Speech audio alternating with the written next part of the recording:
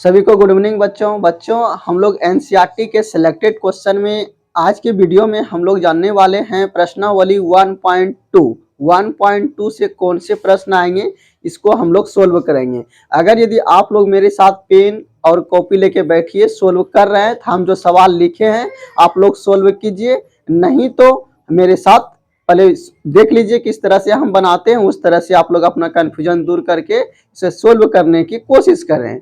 हम लोग आते हैं सवाल पे।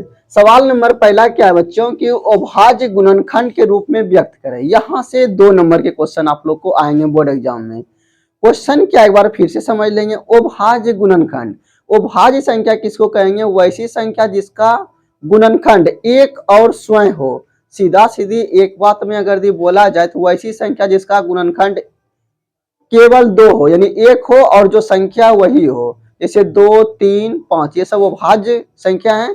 तो अभाज्य संख्या के गुणनफल के रूप में आपको लिखना है। आपको करना क्या है, इसके लिए एकदम आसान नियम है ये, इसमें कोई भारी नियम नहीं है।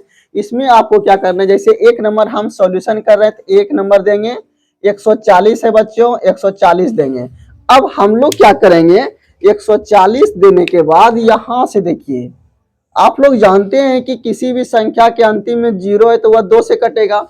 2 से आप कटाइए, 2 से खिलाएंगे तो 7 दूना कितना हो गया बच्चों? 14, एगो 0 उतार देंगे।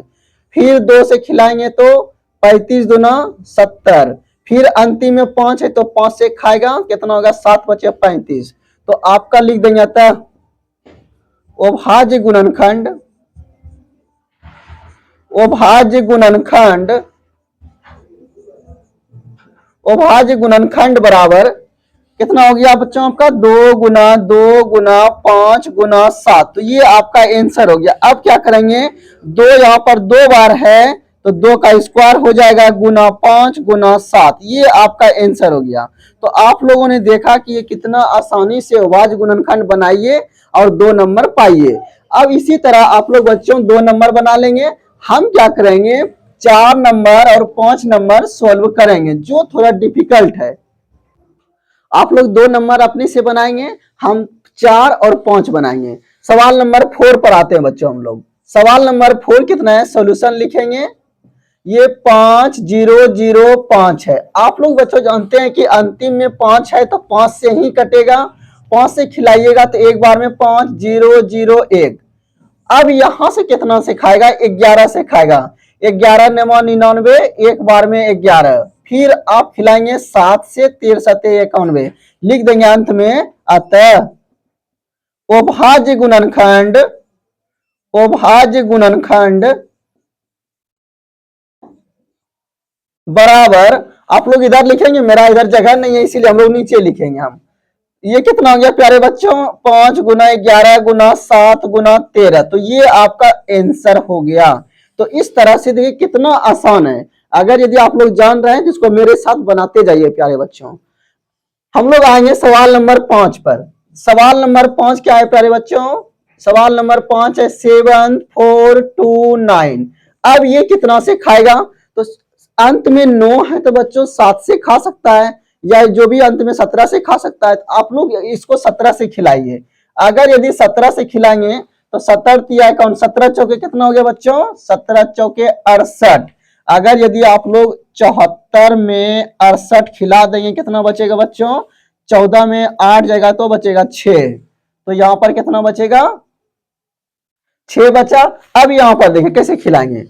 अगर यदि 17 चौके 68 खिलाएं 4 बार में तो बचा कितना? 6 हो गया। यहां बचा 6 और 2 कितना हो गया? 62। तो आप लोग खिलाएंगे 70 तिया कितना हो गया? 51, बचेगा 11। 17 7 कितना हो गया? 19 से। अब ये सवाल ऐसे हैं कि कभी कभी बच्चे को ये 17 तक पहुंचना थोड़ा मुश्किल हो जाता है। तो आप लोग अगर एक दो बार बच्चे प्रैक्टिस कर लेंगे तो आपको खुद ही याद हो जाएगा कि सर ये 17 से कटता है। तो ये सब बच्चों ध्यान रखेंगे आप लोग। तो ये 17 से खिलाएंगे तो 437 हो गया। अब बच्चों हम लोग 19 से खिलाएंगे। 19 से खिलाएंगे तो 19 दूना कितना होगा? 38, बचा कितना? 5, 55 से 57 हो गया। 19 तिया 57।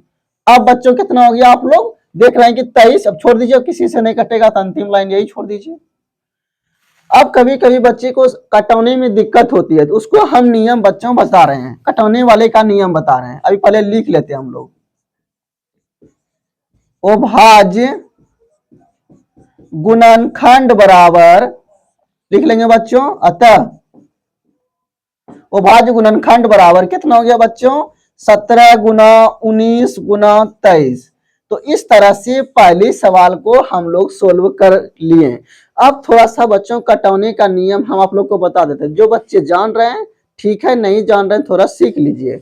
जैसे कि बच्चों कितना है, 437 में भाग करना है 19 से। देखिए कैसे घटाते हैं, 19 दूना कितना हो गया प्यारे बच्चों, 38। अगर यदि 43 में 38 खिला देंगे तो 5 न बचेगा, 5 लिखिएगा, फिर ये 7 उतरेगा। अब देखिए 19 तिया 57। तो इस तरह से घटाते हैं, ठीक है। ये रफ है, इसको हटा दीजिए। तो ये सवाल हम लोग देखें कि एक नंबर में टोटल 4 सवाल ऐसे थे जो कि इंपॉर्टेंट थे, इसको हम लोगों ने बनाया। अब हम लोग इसके बाद जो इंपॉर्टेंट क्वेश्चन रहेंगे बच्चों उसको बनाएंगे, आप लोग इसे नोट कीजिए। अब हम लोग सवाल नंबर 2 पे आएंगे बच्चों। सवाल नंबर 2 क्या है, आपको एलसीएम और एचसीएफ ज्ञात करना है, ठीक है। ये आपका सवाल नंबर 2 में 3 सवाल दिया गया है। हम प्यारे बच्चों 2 सवाल बनाएंगे, 1 सवाल अपने से आपको बनाना है, मेरे साथ आप लोग बनाते चलेंगे। सवाल नंबर 1 सॉल्यूशन लिखेंगे बच्चों। ये कितना है, 26 और कितना है, 26 और 91, यही है ना। इसका क्या याद करना है, एलसीएम और एचसीएफ आपको निकालना है, ठीक है। और इस सवाल में आप बच्चों ये भी याद रखेंगे इस चैप्टर में कि दो संख्याओं का गुणनफल बराबर होता है दोनों संख्या के एचसीएफ और एलसीएम के। इसका सूत्र हम लिख दिए हैं, यानी इसको शॉर्ट में लिखें, पहली संख्या गुना दूसरी संख्या बराबर एलसीएम गुना एचसीएफ। तो ये सूत्र कभी कभी पूछा जाता है। यहां से अगर यदि आप पहली संख्या बराबर सूत्र निकालेंगे प्यारे बच्चों, तो एलसीएम गुना एचसीएफ बटे दूसरी संख्या हो जाएगा, ठीक है। तो ये सूत्र आप लोग याद रखेंगे। अब इसका एचसीएफ ज्ञात करने के लिए हम लोग क्या करेंगे, इसमें नियम बच्चों आपको नहीं बोला गया किस नियम से ज्ञात करना है, आप कोनो नियम से बना सकते हैं। चलिए हम लोग लॉन्ग विधि से पहले बनाते हैं। ये बच्चों 26 हो गया, एचसीएफ निकालते हैं। एचसीएफ बराबर 26, आप जैसा कि जानते हैं कि 26 में 91 से भाग करेंगे प्यारे बच्चों तो कितना हो जाएगा। ऐसे मान लीजिए बच्चों ये 25 रहता, 25 का 25, 25 दूनी 50, 25 तिया 75, 3 बार में खिलाते हैं आप लोग 75 होता, लेकिन यहाँ 26 है तो 26 तिया 78 हो जाएगा। कितना बचेगा, 3 और यहाँ 1 बचेगा। फिर आप लोग 26 को यहाँ उतारेंगे, ये वाला 26 यहाँ, 13 दूना कितना हो गया प्यारे बच्चों 26। तो इसका एचसीएफ कितना निकल गया, एचसीएफ बराबर 13, ये 13 निकल गया सीएफ। अब हम लोग को क्या करना है, इस सूत्र से एलसीएम ज्ञात करना है, ठीक है। एलसीएम बराबर, एलसीएम आप लोग कैसे निकालते हैं, तो ये हो गया 26 और ये हो गया कितना प्यारे बच्चों 91, इसका एलसीएम निकालना है। तो आप लोग यदि 13 से कटाएंगे, 13 दूना 26 और 13 सत्य कितना हो गया 91। आके अब नहीं खाएगा, सबको गुना कर दीजिए। ये कितना हो गया, 13 गुना 2 गुना 7 बराबर कितना हो गया, 7 दूना 14, 14 तिया 42 करी 2, बाकी राल कितना 4, 14 और 4 कितना हो गया 18, यानी कि ये 182 आपका हो गया, ठीक है। तो इस तरह से आपको एलसीएम और एचसीएफ आपको निकालना है। तो ये पहली सवाल हम बताएं प्यारे बच्चों, आप लोग सवाल नंबर 2 बनाएंगे, हम सवाल नंबर 3 बना दे रहे हैं। सवाल नंबर 3 का सॉल्यूशन करेंगे। पहले आप एलसीएम और एचसीएफ में कुछ भी निकालिए, उससे मतलब नहीं है। चलिए हम एचसीएफ निकालते हैं। एलसीएम, पहले इसका एलसीएम ही निकाल देते हैं। तो ये कितना प्यारे बच्चों 54,336। आप लोग क्या करेंगे, यहां से कितना से होगा, देखिए अंत में पहले क्या करेंगे, जैसे कि मान लीजिए कि यहाँ भी 4 है यहाँ 6 है, तो पहले नहीं समझ में आ रहा है तो 2 से कटा दीजिए। 2 से प्यारे बच्चों जैसे ही कटाएंगे तो 27 दूना 54 होगा ये फिर 16 दूना 32 हो जाएगा, फिर 8 दूना 16। अब ये देखिए कितने से होगा, अब ये 3 से कटेगा तो ये हो गया 9 तिया 27, 5 तिया कितना हो गया 15, 6 तिया 18, ठीक है 56 हो गया। और आगे कटेगा 6 5 11 नहीं कटेगा, आप लोग इसे गुना कर दीजिए, 2 गुना 3 गुना 9 गुना 56। अब इसको गुना करने के बाद कितना आएगा बच्चों, तो यहाँ पर देखिए 2 तिया 6, 6 गुना 9 कितना हो गया 54, 54 गुना 56 कर दीजिए। इसको किसे गुना करेंगे, आप लोग रफ में कर लीजिए, हम कर देते हैं सीधे गुना। ये हो जाएगा 6 गुना 4 करेंगे 24 कड़ी 4, बाकी रहल कितना 24 कड़ी 4 रहा, बाकी रहल 2, फिर 4 5 20 और 30 कितना हो गया 50, 50 और ये कितना हो गया 2, 52 कड़ी 2, बाकी रहल 5, फिर 4 5 20 और 5 कितना हो गया 25, 25। एक बार आप लोग गुना करके चेक कर लीजिए, 54 गुना 56, 6 के 24 कड़ी 4, बाकी रहल कितना बचा 2 बचा, 6 5 30 और 2 कितना हो गया 32, फिर 4 5 20 कड़ी 0, 5 25 और 2 कितना हो गया 25 और 2 27 ना हो जाएगा, 6 5 30 यानी कि 4 5 20 कड़ी 0, 5 25 2 27, हाँ ये 4 2 ये 3, 30 24 आएगा आपका। तो इस तरह से हमने देखा कि एलसीएम निकाल लिया 30 24। अब एचसीएफ निकालना है, एचसीएफ बराबर, एचसीएफ हम लोग कैसे निकालेंगे, तो ये छोटा वाला से 54 से भाग देंगे किसमें प्यारे बच्चों 3 3 6 में। अब आप लोग देखिए भाग देने का नियम आप लोग को बता रहे हैं, एक अंक इसका भी ढक लीजिए 6 खत्म, एक अंक इसका भी ढक लीजिए, बचेगा यहाँ 33, 33 में 5 से भाग कीजिएगा तो मैक्सिमम 6 बार जाएगा, तो 6 6 के 24 कड़ी 4, बाकी रहल कितना 2, 6 5 30 और 2 कितना हो गया 32, यहाँ बचेगा प्यारे बच्चों 2 और ये कितना बचेगा 1, फिर आप लोग 54 में भाग करेंगे तो ये कितना हो गया बड़ चौके 48 हो गया, बचेगा कितना 6, फिर यहाँ पर आप लोग 12 लाएंगे, ये वाला 12, 6 दूना कितना हो गया 12 कट गया। तो यहां से देखें कि एचसीएफ बराबर कितना हो गया, एचसीएफ बराबर 6, एचसीएफ बराबर 6 और एलसीएम बराबर कितना हो गया आपका 30 24 हो गया। तो इस तरह से आप लोग सवाल नंबर 2 बना लेंगे, सवाल नंबर 1 और 3 हमने बना दिया, आप लोग इसे नोट कीजिए। अब हम लोग प्यारे बच्चों क्वेश्चन नंबर 3 पर आएंगे। क्वेश्चन नंबर 3 क्या है पहले आप लोग समझ लीजिए, अभाज्य गुणनखंड विधि के द्वारा, अभी जो बच्चे हम लोग सवाल नंबर 2 में पढ़े उसमें था एलसीएम और एचसीएफ ज्ञात कर, उसमें नियम नहीं था, प्रतिबंधित नहीं था, लेकिन इसमें बता दिया गया है अभाज्य गुणनखंड विधि के द्वारा एलसीएम और एचसीएफ आपको ज्ञात करनी है।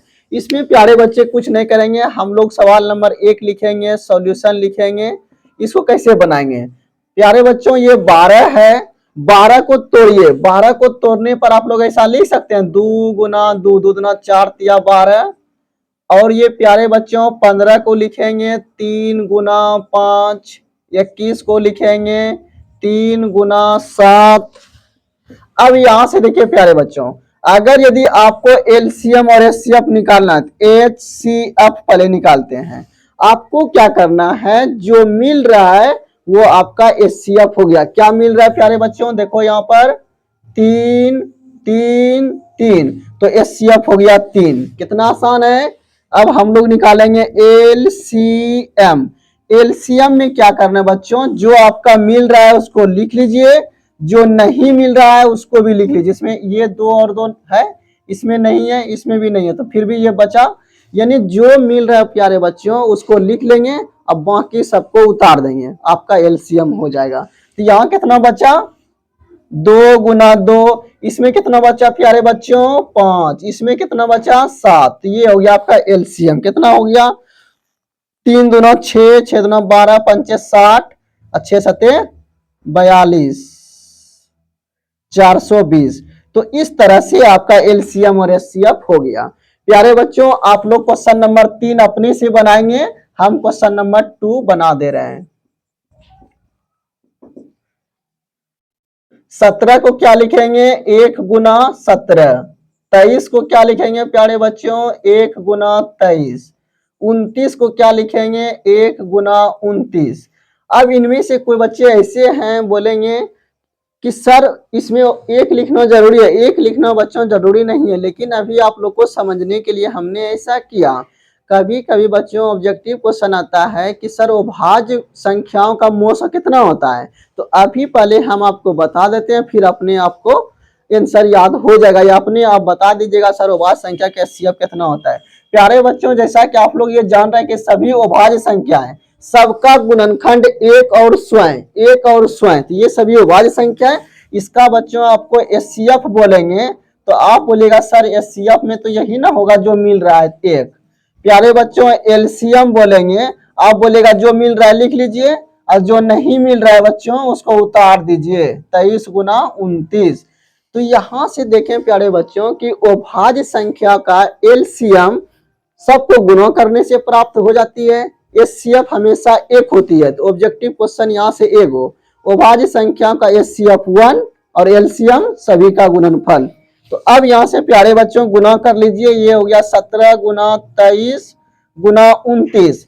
आप लोग इसको गुना कर लीजिएगा, ठीक है। जैसे हम गुना कर रहे हैं तो ये हो गया 17 तिया 51 करिए 1 बाकी रल 5 17 दुना 34 और 5 कितना हो गया बच्चों? 34 और 5 39। अब गुना कितना हो गया? 29। अब हम लोग इसको गुना कर लेंगे, आप लोग रफ में गुना कर लीजिए। गुना करेंगे प्यारे बच्चों 391 गुना 29 कितना हो गया? 9 एकम 90 नहीं रे, 9 एकम 9 9 9 81 करी कितना हो गया? 1 बाकी रल 8 9 27 और 8 कितना हो गया? 35। फिर 2 एकम 2 9 दुना 18 करी 8 3 दुना 6 1 7। ये हो गया 9, ये हो गया 3, ये हो गया 8 5 13 करी 3 7 3 10 1 11। तो ये आपका इतना हो गया, कितना हो गया? 1 1 3 3 9। एक बार गुना आप लोग चेक कर लेंगे बच्चों। तो ये आपका एलसीएम और एचसीएफ हो गया। इस तरह से हम लोग एनसीईआरटी के सिलेक्टेड क्वेश्चन में जो सवाल आने वाला था उसको पढ़ें। अब आप लोग का लास्ट सवाल बचा हुआ, लास्ट में उतना इंपॉर्टेंट नहीं है लेकिन फिर भी आप लोग को हम बता देते हैं। आप लोग प्यारे बच्चों इसको नोट करिए। हम लोग का लास्ट सवाल क्या है प्यारे बच्चों? क्या किसी प्राकृत संख्या n के लिए, इसका मतलब हुआ n एक प्राकृत संख्या। प्राकृत संख्या बोले तो प्यारे बच्चों 1 2 3 यानी गिनती की संख्या। n क्या है? प्राकृत संख्या। n संख्या प्राकृत संख्या n के लिए क्या कभी 6 पे पावर n का अंक 0 हो सकता है? यानी 6 पे पावर n का अंतिम अंक 0 हो सकता है? आपको ये जांच करके बताना है। आपको इसमें कुछ नहीं करना, ये परिभाषा वाला क्वेश्चन है, आपको एकदम आसान नियम से बच्चों समझा रहे हैं। देखो आप लोग क्या करेंगे, सॉल्यूशन लिखेंगे। बच्चों आप जानते हैं कि सर 0 होने के लिए हमेशा 2 और 5 होना चाहिए। आपको अगर यदि 0 बनाना हो तो 2 और 5 का होना बेहद जरूरी है। अगर यदि 2 और 5 जहां भी एक बार आएगा एक 0 बनाएगा, 2 बार आएगा तो 2 0 बनेगा, ठीक है। तो ये आप बच्चों ध्यान रखेंगे। यानी जितनी बार 2, जैसे देखिए यहाँ पर अगर यदि 2 और 5 आया एक बार, 1 0 आया, 2 आ गया 2 बार और 5 भी आ गया 2 बार, तो ये 2 0 बनाएगा। तो इस तरह प्यारे बच्चों हम लोग देख रहे हैं कि जितनी बार 2 और 5 आएगा उतनी 0। तो इसका मतलब ये हुआ कि 0 को लाने के लिए 2 और 5 होना बेहद जरूरी है। किसमें? गुणनखंड में, ठीक है। इतना समझने के बाद हम लोग डायरेक्ट सवाल पर आते हैं। सवाल क्या है बच्चों? ऐसे लिखेंगे 6 पे पावर n बराबर 2 गुना 3 पर पावर n, ठीक है। ऐसा लिख पाएंगे ना? 6 पे पावर n को 6 को लिखें 2 गुना 3, यानी ये 6 को लिखें 2 गुना 3। ऐसा लिखने के बाद आप लोग लिखेंगे चूंकि किसी भी संख्या का, एक लाइन में से लिखेंगे प्यारे बच्चों, चूंकि एग्जाम में सेम टू सेम बना के आना, एक भी नंबर नहीं कटेगा। चूंकि किसी भी संख्या के चूंकि किसी भी संख्या के अंतिम अंक 0 होने के लिए उसके गुणनखंड में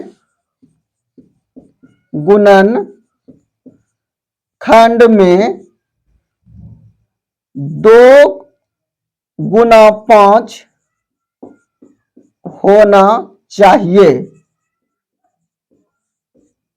ठीक है, क्या लिखें प्यारे बच्चों, चूंकि किसी भी संख्या के अंतिम अंक 0 होने के लिए उसके गुणनखंड में 2 × 5 होना चाहिए। ठीक है,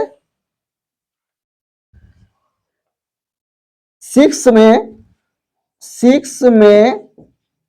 में यानी 6 के गुणनखंड में एक लाइन ऐसे लिख देंगे, 6 पे पावर n के